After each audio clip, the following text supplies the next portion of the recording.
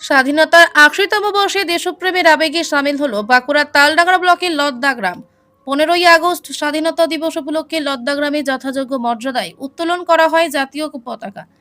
জাতীয় পতাকা উত্তোলন করেন লদ্দা গ্রামের মসজিদের পেশিমা মাওলানা মুহাম্মদ ওসমান গনি খান সাহেব। পতাকা উত্তোলনের পরই দেখা যায় এক অন্যরকম মানবিক ছবি।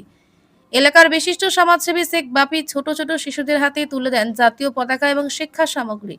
শিশুদের মুখে হাসি, হাতে তিরঙ্গা, চোখে ভবিষ্যতের স্বপ্ন। এই দৃশ্য দেখে স্বাধীনতার আসল অর্থকেই আরও একবার মনে করিয়ে দিল। কারণ স্বাধীনতার শুধু পতাকা উত্তোলন নয়, স্বাধীনতা মানে আগামী প্রজন্মের হাতে শিক্ষার আলো তুলে দেওয়া, তাদের স্বপ্ন দেখানো এবং দেশ গড়ার পথে এগিয়ে দেওয়া। লদ্দা গ্রামের এই উদ্যোগ তাই মিলেমিশে গেল দেশপ্রেম, মানবিকতা আর সমাজসেবার এক সুন্দর বার্তা।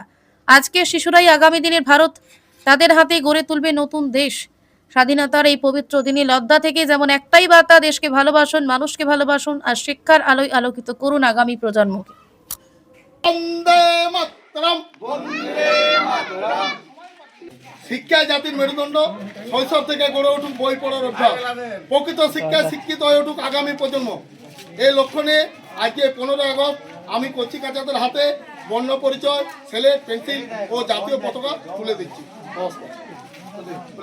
পিস নিউজ বাংলা, সত্যের পক্ষে, শান্তির পথে।